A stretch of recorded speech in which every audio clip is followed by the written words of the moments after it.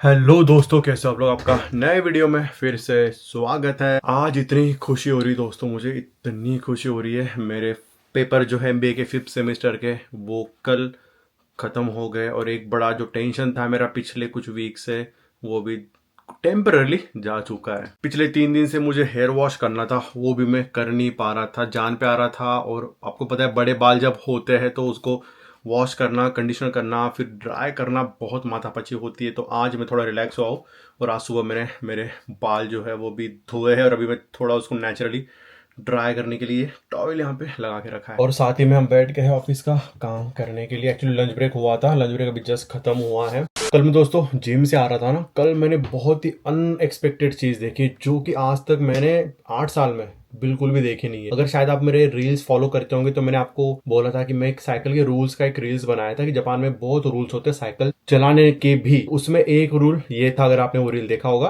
कि आप साइकिल के ऊपर 2 लोग बैठा के नहीं चल सकते। जैसे आप सामने साइकिल चला रहे हैं और पीछे कोई बैठा हुआ है या फिर डंडे पे कोई बैठा हुआ है। अगर बच्चा है, उनका अलग से सीट होता है, उस पर बच्चे बैठ के सामने या पीछे बैठ के साइकिल चला सकते हैं। आपने शायद मेरे बाकी काफी सारे व्लॉग्स में देखा होगा। बट 2 यंग लड़का लड़की या 2 लड़के या 2 लड़की ऐसे साइकिल पे बैठ के नहीं जा सकते। बट कल मैं जब जिम से शाम में आ रहा था, रात हो गई थी एक्चुअली, मुझे कपल दिखा साइकिल पे। लड़की पीछे बैठी थी, लड़का सामने बैठा हुआ था और वो साइकिल चला रहे थे। अरे मैं शॉक हो गया देख के उनको कि यार ये जापान में तो रूल इन्हें ये अलाउ ही नहीं है। अगर आप ऐसा कर रहे हो तो आपको शायद 20 से 30 हजार येन तक का फाइन देना पड़ सकता है और कुछ वीक का आपको जेल भी हो सकता है। तो ये बहुत ही स्ट्रिक्ट रूल है। बट वो जापानीज थे एक्चुअली, वो भी साइकिल चला रहे थे, तो मैं देख के शॉक हो गया। बहुत देर अभी ये रख लिया मैंने सर के ऊपर, भारी भारी सा हो गया। अभी जल्दी से इसको भी ड्राई कर लेते हैं बालों को। एक्चुअली मैं ना जब धूप आती है तो धूप के अंदर मैं नेचुरली ड्राई करता हूँ। बट अभी धूप सुबह सुबह आई थी और मैं बहुत लेट उठा, धूप तो अभी जा चुकी है, मेरे घर के बाहर आती है एक्चुअली, तो मैं बाहर जाके खड़ा रह लेता हूँ। अभी पॉसिबल नहीं है, तो अभी हम ड्रायर से ही हमारे बालों को ड्राई करते हैं। ये जो ड्रायर है दोस्तों, ये बहुत ही मेरा क्या बोलते हैं करीबी है।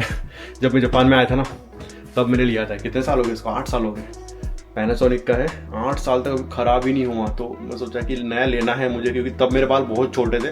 तब मैंने थोड़ा, बहुत सस्ता है, ज़्यादा महंगा है नहीं, तब मैंने लिया था। सोचा कि नया लूँगा, भी नए जो बाल बड़े हो चुके हैं उसको ड्राई करने। अभी काफ़ी एडवांस टाइप के जापान में हेयर ड्रायर आ चुके हैं, बट ये ख़राब ही नहीं हो रहा है। और जब तक मेरी कोई चीज़ ख़राब नहीं होती मैं उसको फेंकता हूँ नहीं, यूज़ करते रहता हूँ। तो आई एम वेटिंग कि कब ख़राब हो और मैं नया वाला हेयर ड्रायर लूँ।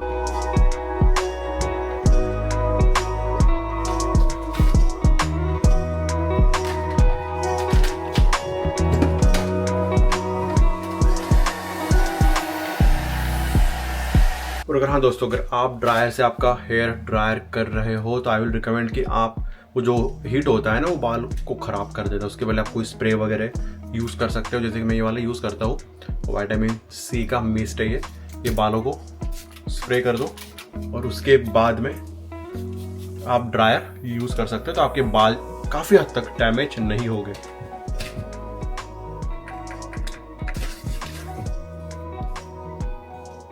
राइस भी ख़त्म हो गए मेरे, लगाना पड़ेगा अभी लंच के लिए। लास्ट टाइम मैंने 10 किलो के 2 पैकेट ला के रख दिए थे, तो अभी तो कुछ टेंशन है नहीं। वैसे तो जापान में पहले वो चल रहा था ना, क्या बोलते हैं, शॉर्टेज चल रहा था राइस का।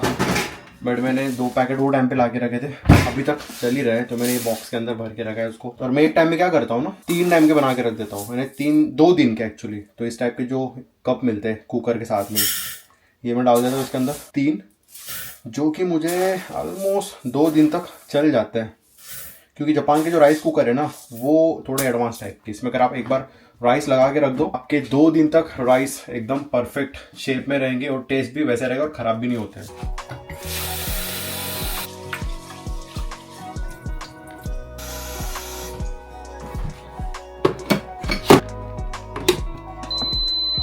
पूरे रखने वाले इसको भी 1 घंटा बनने के लिए। और ये जो चम्मच देख रहे हो आप, ये स्पेशली होते हैं राइस कुकर के साथ में ही मिलते हैं आपको। ये सिर्फ यूज़ किए जाते हैं राइस निकालने के लिए। तो आप जापान में किसी के भी घर पे चले जाओ, रेस्टोरेंट में चले जाओ, कहीं पे भी अगर आप इस टाइप के चम्मच देखोगे ना, वाइट कलर के, और यहाँ पे ना इस तरीके से इसको डॉट डॉट दिए हुए, तो आप समझ जाना कि ये राइस लेने के लिए ही होते हैं। आप इसको कुछ और पर्पज़ के लिए यूज़ नहीं कर सकते।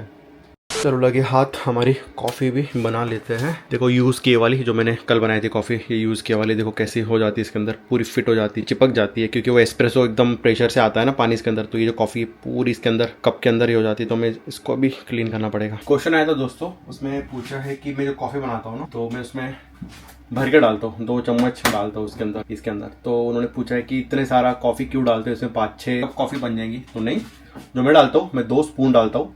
तो एक्चुअली जो एस्प्रेसो शॉट होता है ना, वो सिर्फ 1 डाल सकते हो आप। 1 शॉट अगर बनाना है तो आप 1 कप डाल सकते हो। बट अगर आपको 2 शॉट लेना है, यूजुअली 2 शॉट भी होता है एक साथ में, आप 2 शॉट भी पी सकते हो। तो मैं फिर 2 बार डालता हूँ, तो मैं एक टाइम में 2 कप कॉफ़ी पी लेता हूँ। तो 5-6 कप तो कॉफ़ी नहीं बनेंगी इसके अंदर, दो ही बनती है, 1.5 से 2 कप ही बनती है। इसको इस तरीके से हमें प्रेस करना पड़ेगा और फिर एस्प्रेसो मशीन में डाल के जो प्रेशर होता है पानी का, उससे फिर शॉट जो होता है ना कि एकदम हार्ड कॉफ़ी जो होती है, स्ट्रॉन्ग कॉफ़ी, वो निकलती है। तो हो गया ये ग्रीन बटन ऑन हो गया। अभी इसको लगा देते हैं अंदर। और हाँ दोस्तों, मैं कॉफ़ी के साथ में मैं ये भी डालता हूँ कोलाजन। तो मैंने आपको शायद बताया था पिछले 1-2 ब्लॉग में कि मैं कोलाजन डालता हूँ कॉफ़ी के अंदर। साथ ही में मैं कॉफ़ी के अंदर डालता हूँ शिलाजीत। तो मेरे पास में ये वाला शिलाजीत है, आप कोई भी ब्रांड का ले सकते हो। मैं ब्रांड को प्रमोट नहीं कर रहा, तो मैं आपको बताऊँगा नहीं कि मैं कौन सा ब्रांड ले रहा हूँ। तो आप भी अगर आपका जो स्टैमिना वगैरह है बढ़ाना चाहते हो और जिम परफॉर्मेंस अच्छा करना चाहते हो, तो आप ज़रूर, अगर आपने कभी अभी तक शिलाजीत अगर नहीं लिया है ना, तो आई विल रिकमेंड आप ट्राई करेगा। आपको आपके परफॉर्मेंस में, आपके स्ट्रेंथ में, स्टैमिना में कुछ ना कुछ तो फ़र्क ज़रूर दिखेगा। तो कोई भी ब्रांड का आपके ऑनलाइन स्टोर पे या दुकान पे जाके आप ले सकते हो। शिलाजीत के टैबलेट्स भी आते हैं, वो भी आप ले सकते हो, या फिर रेजिन आता है इस तरीके से। देखो मैंने एक स्पून के अंदर लिया है रेजिन ये, और ये मैं डालने वाला हूँ मेरे कॉफ़ी के अंदर।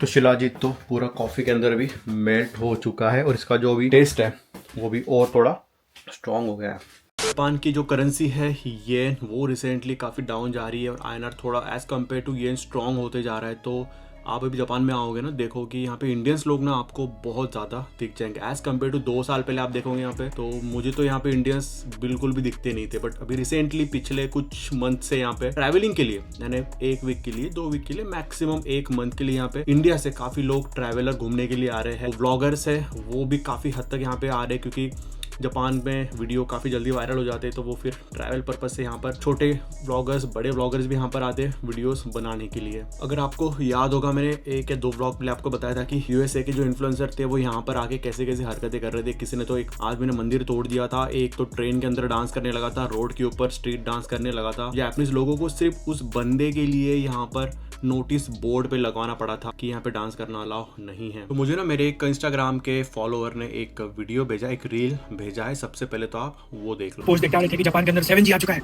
इतना एडवांस है, ये है वो है। हम लोग आए बुलेट ट्रेन पकड़ने के लिए। ट्रेन लेट नहीं होती कभी? हाँ, ट्रेन कभी लेट नहीं होती। 1 मिनट लेट हो गया तो माफी मांगते हैं वो लोग। 1.5 घंटा लेट है। ये और ज़्यादा भी हो सकती है। और ज़्यादा भी हो सकती है। पीछे की भीड़ देख लो, बैठने के लिए जगह नहीं है, ठंड लग रही है। यहाँ आने के बाद एयरपोर्ट पे 3G का सिम दे रहे हैं वो लोग। 3G का सिम, 5G 4G 5G तो बहुत मुश्किल से मिल रहा है, बहुत महंगा। अपने जैसा ही है। 7G यूज़ किया तुमने? जापान में तो नहीं रहता 7G जापान में। फेसबुक। तो आपने वीडियो देखा, आपको भी आपके दिमाग में आया होगा सबसे पहले तो नेगेटिव इमेज आई होगी जापान की, राइट। अब आप मेरे व्लॉग इतने सालों से देख रहे हो, तो मैं तो आपको ग्राउंड रियलिटी सब चीज़ें बताता हूँ। तो अगर आप पूरे व्लॉग अगर मेरे देखते होगे, तो आप ये जो 1 मिनट का जो वीडियो है, आप खुद ही इस पे आंसर कर पाओगे कि इसमें क्या सही है और क्या गलत है। मेरा ये बोलना है कि जो बड़े बड़े इन्फ्लुएंसर होते हैं, वो अगर किसी नए देश में एज अ ट्रैवलर घूमने के लिए जा रहे हैं, तो सबसे पहले उसका एक इन्फॉर्मेशन ले लो, यानी थोड़ा जानकारी ले लेना चाहिए, और उसके बाद में फिर उन्होंने कंटेंट बनाना चाहिए। ऐसा नहीं कि अब बस वीडियो बना दो, क्योंकि जो बड़े बड़े इन्फ्लुएंसर होते हैं उनको लोग फॉलो करते हैं, और फॉलो करने के बाद में फिर ऐसे जब निगेटिव इमेज अगर आप किसी चीज़ की दे रहे हो, तो लोग इन्फ्लुएंस होते हैं एक्चुअल में, और उनका जो पर्सपेक्टिव है वो भी बदल जाता है उस कंट्री के लिए, उस पर्सन के लिए। तो क्योंकि मैं जापान से रिलेटेड वीडियो बनाता हूँ, कंटेंट बनाता हूँ, इन्फॉर्मेशन देता हूँ, ये वीडियो देख के मुझे सच में बुरा लगा एक्चुअली। और अब इसमें जो 7G की बात की गई है कि 7G जापान में है, अब पता नहीं इन्होंने कहाँ पे ये बात सुनी 7G की, तो मेरा भी फोन में 7G अभी है नहीं, जापान में 7G अभी तक आया नहीं है। 5G ही एक्चुअली चल रहा है यहाँ पे, और जो 6G 7G है वो तो अभी दूर की बात है। 6G पे यहाँ पे इंफ्रास्ट्रक्चर उसको बहुत हेवी लगता है, तो उस पर भी अभी R&D चल रहा है। मेरी कंपनी, मेरे जो डिपार्टमेंट है वो भी अभी 5G 6G पे अभी काम कर रही है, उस पर रिसर्च कर रही है। और रही बात एयरपोर्ट पे 3G के सिम देने की, यहाँ पे जो ट्रैवलर आते हैं ना उनके फोन इतने हाई फाई नहीं होते, तो अगर उनको 4G 5G का सिम कार्ड अगर थमा देना तो उनका फोन पे काम ही नहीं कर पाएगा, इसलिए वहाँ पे वो 3G का सिम देते हैं, क्योंकि सबके फोन में भी 3G काम करता है। कुछ स्पेसिफिक ही मॉडल होते हैं जिसमें 5G सपोर्ट करता है। और दूसरी बात ये है कि 5G का जो सिम है वो बहुत एक्सपेंसिव आता है, जो डेटा है वो बहुत एक्सपेंसिव आता है। तो ट्रैवलर को अगर इतना महंगा सिम कार्ड देंगे तो वो बिल्कुल लेंगे नहीं, उनको परवड़ेगा नहीं ना। अगर वो जापान में घूमने के लिए इतना महंगा उनको डेटा कार्ड ही अगर दे रहे हैं, वो नहीं खरीदेंगे, उनको परवड़ेगा नहीं, इसलिए वो 3G का सिम देते हैं। और जो जापान का 3G है वो इंडिया का 5G समझ लो आपकी। और दूसरी बात इन्होंने की है ट्रेन डिले की, बुलेट ट्रेन डिले की। 1.5 घंटा इन्होंने बोला है कि ट्रेन डिले हो गई है। तो अगर जापान में अगर आप देखोगे तो जो बुलेट ट्रेन होती है वो बिल्कुल भी डिले नहीं होती है। उसका जो एवरेज डिले टाइम होता है वो 20 सेकंड का, दोस्तों इतना कम उसका एवरेज डिले टाइम है। और इन्होंने 1.5 घंटा बोला है, तो वो होता है बहुत एक्सट्रीम केस में, अगर कहीं पर अर्थक्वेक आया है, सुनामी आई है, अब बहुत बड़ा एक्सीडेंट हुआ है और उसको रिकवर करने को टाइम लग रहा है, तब जाके ऐसे 1-1.5 घंटा 2 घंटा। और जापान में ना ऐसे जब डिले होता है ना, एक तो सीधा वो कैंसिल हो जाती है, ऐसे डिले इतना करते वो है नहीं। और डिले हो भी गया ना तो वो अनाउंस करते हैं कि डिले क्यों हुआ है नोटिस बोर्ड पे। तो इन्होंने बस इतना बोल दिया कि डिले हुआ है, क्यों हुआ है, क्या पर्पस था, कहीं पे अर्थक्वेक आया है क्या, कुछ इशू है क्या, वो उन्होंने बताना चाहिए था। बस डिले हो गया है, हमने सुना है कि जापान में ट्रेनें डिले होती नहीं है और यहाँ पे डिले हो गई है, क्यों हुई है, अगर वो भी बता देते तो अच्छा होता। ये एक्चुअली एक निगेटिव साइड होता है ना, निगेटिव बातें कर रहे हैं एक चीज के बारे में। जिस भी जापान में ऑटम आ रहा है, और जापान का जो ऑटम होता है वो इंडिया का विंटर होता है। यहाँ पे ऑटम से ही ठंडी स्टार्ट हो जाती है। अभी जापान में टेम्परेचर है 4-5 डिग्री में, अभी हीटर लगा के बैठा हो, दिन भर हीटर लगाना पड़ता है ऑटम में भी। तो अगर आप किसी देश में घूमने के लिए जा रहे हो, ट्रैवलिंग के लिए जाते हो, ऑफ कोर्स कोई भी पहले से ही प्रिपेयर होकर जाएगा, पहले ही वहाँ का वेदर चेक करेगा और उस हिसाब से कपड़े ले जाएगा। मैं भी ट्रैवलर हूँ, मैं ऑलमोस्ट 22-23 कंट्रीज घूम चुका हूँ। तो मैं जब भी ट्रैवलिंग के लिए जाता हूँ तो मैं सबसे पहले क्या करता हूँ, उस कंट्री का, सिटी का वेदर चेक करता हूँ और उस हिसाब से मेरा बैकपैक पैक करता हूँ और कपड़े पहन के जाता हूँ। तो आप जापान में आ रहे हो और ट्रेन पे आप शर्ट में हो और बोल रहे हो कि यहाँ पे अलग से ठंड लग रही है, तो ये एक्चुअली इमेच्योरिटी होगी कि आप विदाउट एनी रिसर्च उस देश में जा रहे हो और वीडियो में बस बुराई करने की कोशिश कर रहे हो। तो मेरा कुछ ऐसे उद्देश्य नहीं है कि उनको कुछ गलत बोलना, मुझे तो बस करेक्ट करना था। और मैंने उनको कमेंट भी किया उस वीडियो पे करेक्ट करने के लिए कि क्या सही है क्या गलत है। आप जो व्यूअर्स है उनको भी मैं बताना चाहता हूँ कि ऐसी बातें होती है ना, उस पर आप सीधा, बड़े बड़े इन्फ्लुएंसर्स होते हैं उनको देख के सीधा अपना माइंडसेट वैसा सेट मत कर लिया करो कि कोई कहीं जा रहा है और बस उसके बारे में विदाउट एनी रिसर्च बात कर रहे हो और आप उस पर यकीन कर लेते हो। तो डोंट डू दैट। तो मेरा यही बड़े बड़े जो इन्फ्लुएंसर जो जापान में अभी घूमने के लिए आ रहे हैं उनसे यही एक रिक्वेस्ट है मेरी कि आप यहाँ पर आ रहे हो तो थोड़ा रिसर्च कर लो और उसके बाद में ही आपके वीडियोस बनाओ। हाँ मैं अच्छा हूँ भाई। हाँ रोज देखता हूँ आपकी वजह से मोटिवेटेड में रहता हूँ। Thank you. तो हेलो, मेरा नाम भारद्वाज शुक्ला है। अभी जस्ट खत्म हुआ है 1-on-1 कंसल्टेशन भारद्वाज के साथ में हुआ है। उसका एक्चुअली 12th अभी खत्म हुआ है और वो अभी बहुत कंफ्यूजन में है कि अभी उसको लैंग्वेज भी सीखना है और जापान में आके उसको कॉलेज में एडमिशन लेना है। बट वो ना पता नहीं उसको किसी ने कंफ्यूज कर दिया है कि पहले यहाँ पे आके लैंग्वेज सीखो और उसके बाद में एडमिशन लो, तो उसका 1 साल तो वैसे भी बर्बाद होना था। तो मैंने उसको वही गाइड किया कि अगर अभी जापान में पढ़ाई करने का प्लान है, जैसे मेक्स स्कॉलरशिप लेना है, काफ़ी लोग मेक्स स्कॉलरशिप से आते हैं, बट उनको क्या लगता है कि ये एक ही स्कॉलरशिप है। नहीं, इसके अलावा भी और 4-5 स्कॉलरशिप यहाँ की गवर्नमेंट, मिक्स स्कॉलरशिप तो फुल्ली फंडेड होती है, बट उसके अलावा अगर आपको मिक्स नहीं मिल रही है तो यहाँ पे और भी लोकल गवर्नमेंट की स्कॉलरशिप होती है, कॉलेज की स्कॉलरशिप होती है जो कि पार्शली होती है, 25% 50% होती है। तो अगर आप जापान में आपका मास्टर्स या फिर बैचलर करने के लिए प्लान कर रहे हो तो आपको यहाँ के सबसे पहले 1 साल लैंग्वेज सीख के फिर एडमिशन लेने की जरूरत नहीं है। आप डायरेक्टली वहीं से अप्लाई कर दो कॉलेज में। और यहाँ के जो कॉलेजेस होते हैं मोस्टली वो आपको जैपनीज का ट्रेनिंग देते हैं, यानी आपका कॉलेज भी चालू रहेगा और साथ ही में आपको जैपनीज का भी ट्रेनिंग पार्ट टाइम वो देते रहेंगे। तो आपको 1 साल, जैसे अभी प्लान कर रहा था कि पहले आके यहाँ पे लैंग्वेज सीखूंगा, 8-10 लाख तो आपके यहाँ पे खर्च हो जाएंगे सिर्फ लैंग्वेज सीखने को, और फिर आपको पढ़ाई करना है यहाँ पे बैचलर की, तो आपका 1 साल भी बर्बाद हो गया, पैसे भी बर्बाद हो गए। तो मैंने फिर वही गाइड किया कि आप डायरेक्टली अभी एक तो मिक्स की तैयारी करो और अगर वो क्लियर नहीं हो रहा है इन केस तो फिर एडमिशन आप लोगे तो यहाँ पे अलग अलग गवर्नमेंट, लोकल गवर्नमेंट होती है, वो आपको पार्शियली स्कॉलरशिप फॉरेनर्स को देती है। और भी काफ़ी कुछ बातें हुई है। और अगर आपके भी ऐसे कुछ क्वेश्चन है, आप जापान में प्लान कर रहे हो स्टडी का या फिर जॉब से भी रिलेटेड, अगर आपको कोई भी क्वेश्चन हो गए तो आप मेरा 1-on-1 कंसल्टेशन ले सकते हो। लिंक मैंने डिस्क्रिप्शन में दे रखी है। मेरे कुकर ने अभी करी है आवाज, इट मीन्स अभी मेरे राइस बन गए हैं। बड़े जोरों से भूख लगी। राइस बनने के बाद में देख रहे हो हमें ये 1 लिखा हुआ है यानी 1 आवर, तो ये 24 घंटे तक ये कुकर ऑन रहेगा और इसके अंदर के जो राइस है ना वो एकदम फ्रेश रहेंगे। और 24 घंटे के बाद में ये कुकर बंद हो जाएगा। तो भले अगर इसके अंदर समझ लो मैंने आधे राइस खाए और आधे राइस पड़े हुए हैं, तो आप क्या कर सकते हो ना, ये बटन दबा देना है। ये बटन दबाने के बाद फिर से ये कुकर इंटरनली हीटिंग इसका ऑन हो जाएगा और राइस फ्रेश रहेंगे। चलिए जल्दी से अभी खाते हैं हमारा लंच। अभी नींद से उठा हूँ मैं, जिम जाना था बट आज स्किप कर दिया मैंने, क्योंकि मेरा जो ये नेक है ना, कल मैंने शोल्डर का वर्कआउट किया था और बहुत दिन के बाद में मैंने मशीन से जो नेक का वर्कआउट होता है ना, फ्रंट नेक और बैक नेक, तो वेट लगा के वो नेक का वर्कआउट करते हैं, वो किया मैंने। तो पीछे पूरा सोरनेस है। और जो जब भी आप कोई वर्कआउट बहुत दिन के बाद में अगर वो मसल को ट्रेन कर रहे हो ना, बहुत सडनली वो सोरनेस आ जाता है और 2-3 दिन तक रहता है। तो आज मैंने सोचा कि थोड़ा पेन तो नहीं, सोरनेस होता है वो तो कर रहा था, तो मैं सोचा रेस्ट कर लेते। ऑफिस का काम खत्म हुआ, सो गया मैं। अभी जस्ट नींद खुली है, भूख लगी है, खाना अभी जस्ट बनाने को रखा। दोपहर के बाद में सीधा मैंने अभी खाना बनाने को रखा है। और मैंने सोचा कि सोने से पहले लेते हैं ऑनसेन। तो मैंने अभी यहाँ पे गर्म पानी ऑलरेडी लगा के रखा है। भाई आप बोलेंगे यार ब्लू पानी कैसा है, तो ये ब्लू पानी इसलिए हुआ है क्योंकि मैंने ना इसके अंदर ये देखो, यहाँ पर जापान में इस तरीके से ये पाउडर मिलता है। पाउडर यानी इसको जड़ी बूटी या बोल सकते हो वैसे आप। तो यहाँ के ऑनसेन में ना इस टाइप के जो पाउडर होते हैं वो डालते हैं। बहुत ही इफेक्टिव है ये आपके बॉडी के लिए, आपके स्किन के लिए। तो ये बड़ी कॉमन चीज़ है यहाँ पे आपको, जैसे हमारे इंडिया में साबुन शैम्पू कॉमन मिल जाते हैं हर शॉप में, वैसे ही आपको इस टाइप के जो ऑनसेन के पाउडर है ये आपको हर शॉप में मिल जाएंगे। वही मैंने इसके अंदर अभी डाला है, इसलिए ये पानी थोड़ा ब्लू सा हो गया है। तो अभी हम बैठेंगे इसके अंदर आधा 1 घंटा ऑनसेन में। जो लोग अभी ये व्लॉग पहली बार देख रहे हैं या जिन लोगों को नहीं पता ना, तो मैं बता देता हूँ। ये जो आप डब्बा देख रहे हो यहाँ पे, ये हर जापानीज़ घर में आपको दिख जाएगा।